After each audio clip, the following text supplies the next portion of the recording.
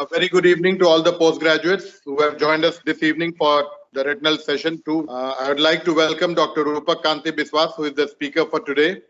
We are very grateful to him to have taken out time from his busy schedule. He is the Executive Director for BBI Foundation at VIP Road in Kolkata.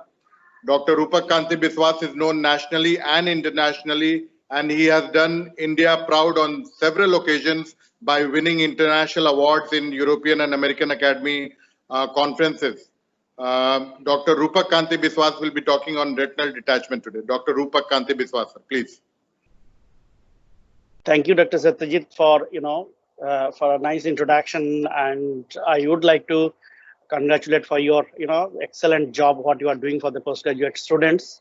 I will be talking on retinal detachment today.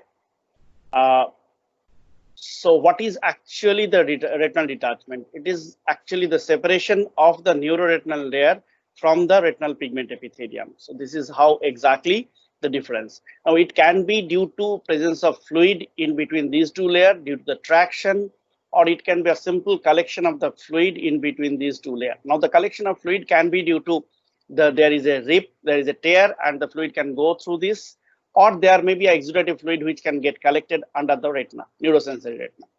So we will be coming to this different type of retinal detachment. Just a quick look to the anatomy of it. So the retina, you have the 10 layers of the retina, of which the neurosensory retina is the inner part, and the outer part is having the photoreceptor. And photoreceptor, beyond that, the retinal pigment epithelium. So from the photoreceptor to inner 9 layer is one group, neurosensory, and retinal pigment epithelium is another. Both of them are actually origin is also from different origin.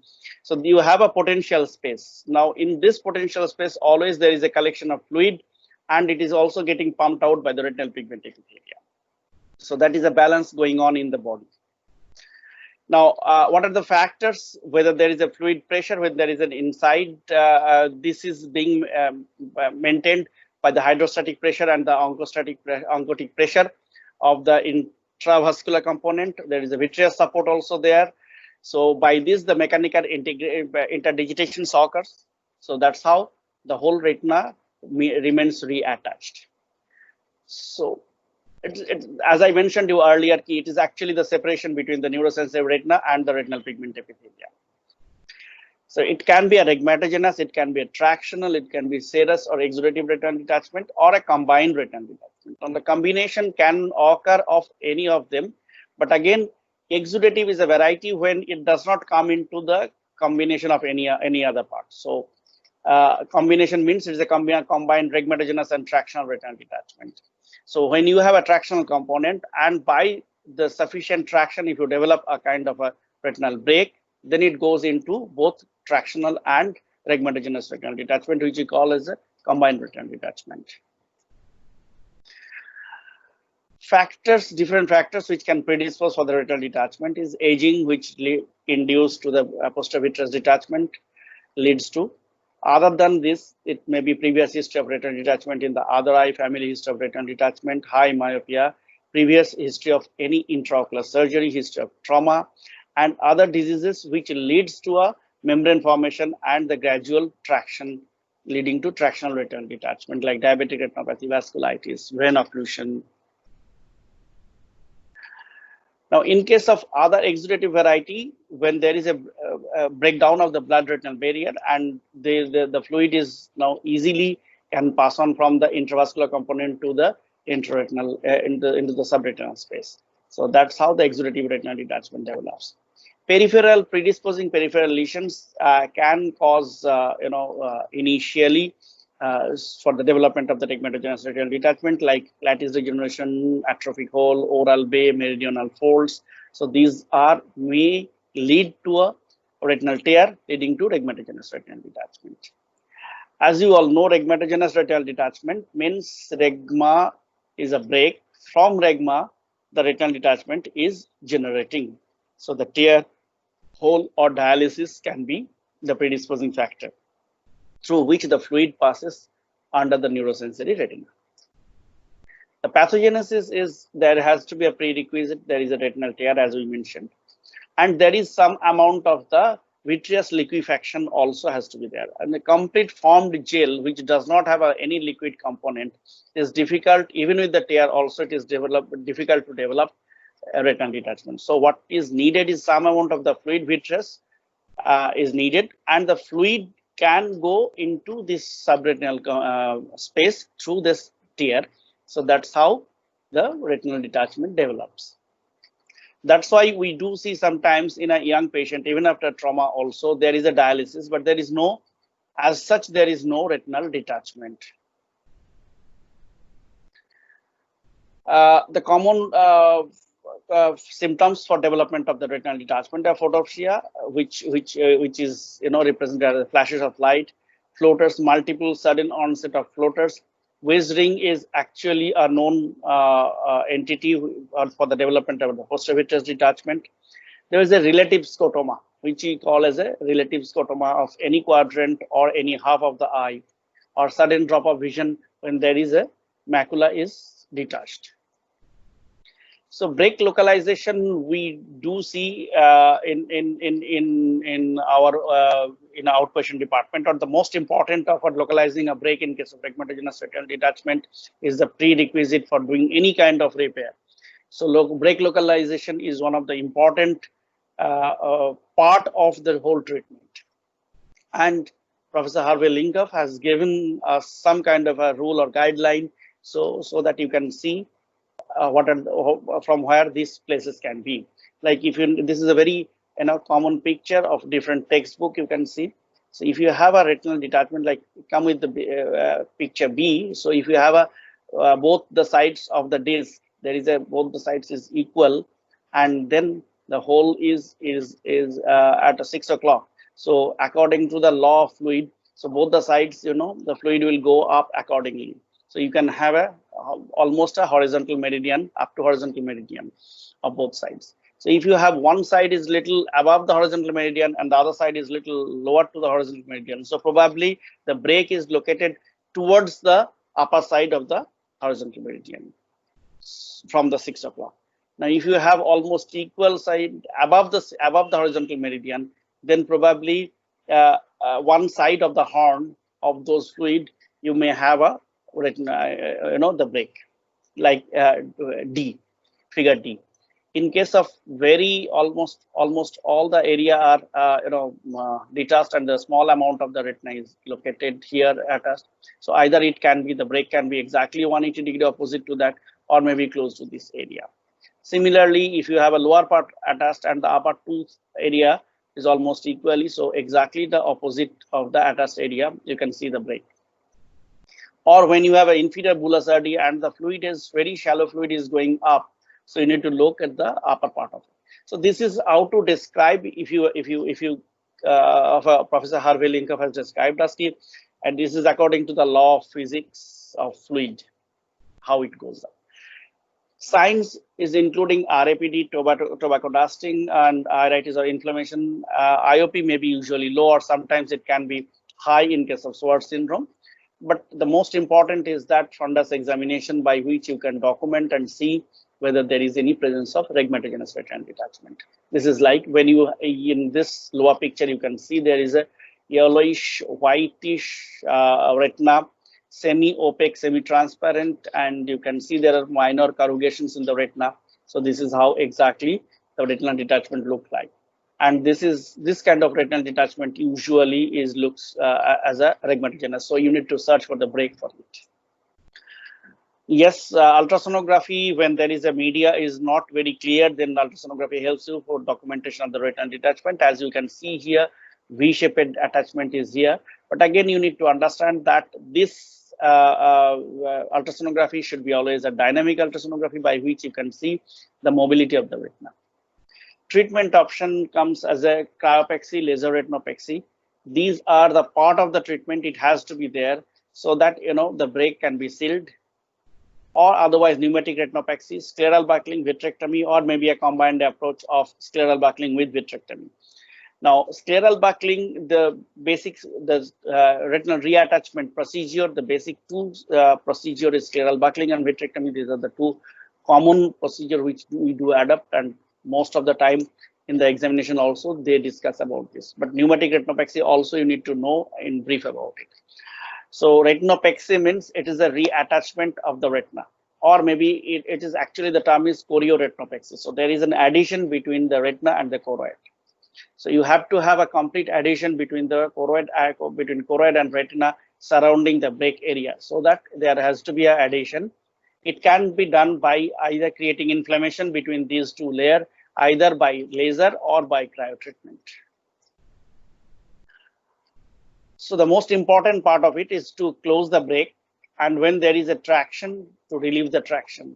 And when you close the break and release the traction, you need to have a tamponade which seals the break, either in terms of gas or oil. Now the treatment modality, as we described earlier also, pneumatic retinopexy, when there is, it is being rarely used, but yes, in some particular condition, it can help. When there is a superior within 12, straddling 1 o'clock from the 12 o'clock position, there is 1 clock hour from either side. If the break is located, there is a localized retinal detachment, and there is no other predisposing area of retinal hole or retinal lattices are there.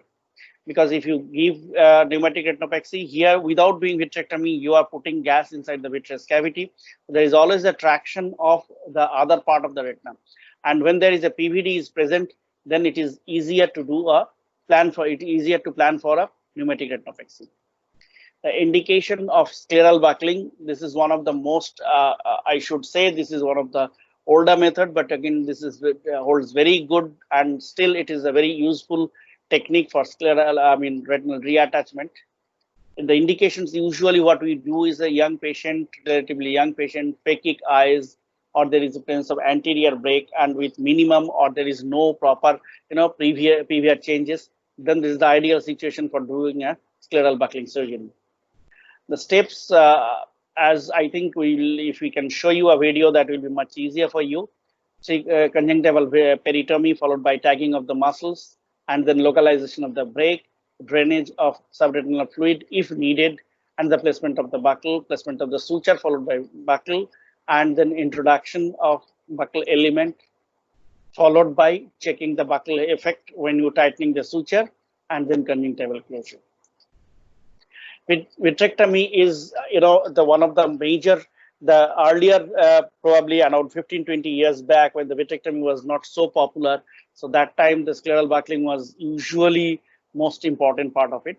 But again, the vitrectomy is slowly taking over the scleral buckling procedure as the newer machines and the the ease for the vitrectomy has become much easier, and with the visualization system as well. So the pars plana approach is the standard method, and you do a vitrectomy with complete posterior vitreous detachment and base excision if needed. So complete vitrectomy is one of the prerequisite for any vitrectomy, for any retinal detachment repair surgery. And after that, you do a fluid air exchange to settle the retina, and then the laser retinopexy or the cryoretinopexy, which closes the break, then tamponade with either by gas or silicone oil, and then position the patient according to the. You need to understand that the break portion should be towards the ceiling. So that is the primary criteria by which both the gas and oil can, due to their buoyant effect, they will push the hole closed. Or in a combined approach, when there is a both pars plana vitrectomy along with scleral buckling, when there is significant amount of the vitreous changes are there, anterior PVR changes are there, this is the method which we do adopt when there is anterior traction as well. The post PVR changes usually occurs when there is a retinal detachment becomes little older, and there is a fibrovascular or not fibrovascular, it's a fibrocellular proliferation over the retinal surface, or it can grow under the retinal surface also, or in both the places. So when you have this posterior vitreous, this proliferative vitreoretinopathy, so you have to, during the main idea is to do a vitrectomy in these kind of cases, and to removal of those epiretinal and the subretinal membrane meticulously, and the success of a retinal detachment surgery depends on the meticulous removal of these two membranes. Tractional retinal detachment, when there is a fibrovascular component which is causing traction on the retina, like in diabetic retinopathy, vasculitis, long-standing vitreous hemorrhage, trauma, ROPS. ROP is also another indication. Pathogenesis, in this process, the fibrous component which contracts slowly and gradually over a period of time, causing traction, either anteposterior or the tangential traction, causing retina to get detached. The most important evaluation is indirect ophthalmoscope, and color fundus photography and ultrasonography is for the documentation when there is media is not very clear. OCT can help to some extent when there is a tractional component, and we need sometimes to locate the presence of macular hole, or whether you have a doubt whether the retina, whether the fovea is detached or not. The OCT can help you for evaluation. Otherwise, there is no role of the OCT as such.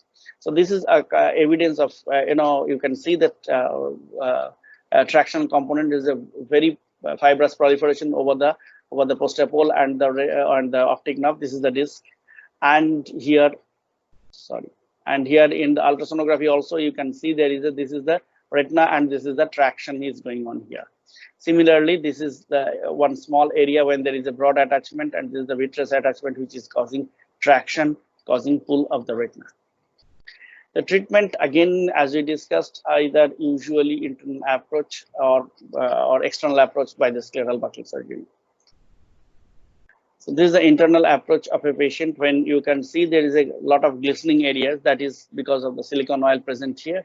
So this is the after vitrectomy. This is the residual. This is a case of diabetic retinopathy.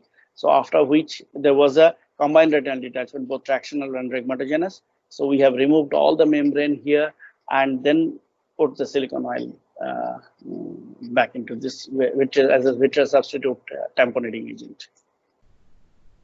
Exudative retinal detachment occurs due to exudation. Very clear about it. So there is no break. So even if you routinely 360 degree, if you depress and see, there is no retinal break as such. And the fluid is coming in due to the exudation, and there is a changes in the blood retinal barrier. The pathogenesis of subretinal collection is here. The exudation is again the main process, so that the more amount of the fluid is getting accumulated compared to the amount of the fluid which can be pumped out by the retinal pigment epithelium. There are multiple causes. Idiopathic is the main cause. Inflammatory can occur like in Vogt syndrome, posterior scleritis, sympathetic ophthalmia due to tumor, choroidal melanoma, metastasis, or in case of congenital like colobomas, nanophthalmos, or FEVR like situations. Iatrogenic can have excessive panretinal photocoagulation leading to much inflammation and then exudation. Systemic disorder sometimes can cause like this kind of like pregnancy-induced hypertension, or which we call as eclampsia, malignant hypertension, or renal diseases can cause exudation. Infection like syphilis, toxoplasmosis also can sometimes lead to rhegmatogenous, serous retinal detachment or exudative retinal detachment. Indirect ophthalmoscopy is one of the most important part of it. But here the main difference is that you will not find a break here. So what is needed is you need to do ultrasonography to note the choroidal thickness, or there is a presence of T sign, like in case of posterior scleritis, or the fluorescent angiography can identify the source of leakage, and you can do a focal laser treatment to that. So in case of exudative, can vary depending upon the basic cause. So we need to treat it. If it's inflammatory, then we need to do it with the corticosteroid or the immunosuppressive agent. If it is due to point leakage, then you can do a focal laser, or sometimes cryo treatment can help, like Coats disease. But again, in case of nanophthalmos, or there is the exudative component is associated with a thick sclera, then the partial thickness sclerectomy for the uveal effusion syndrome can be helpful. Combined retinal detachment is a combined tractional and retinal detachment. So there are different main factors which I have just enumerated here. So you can go through your book and then see it. So I think this is in short about retinal detachment.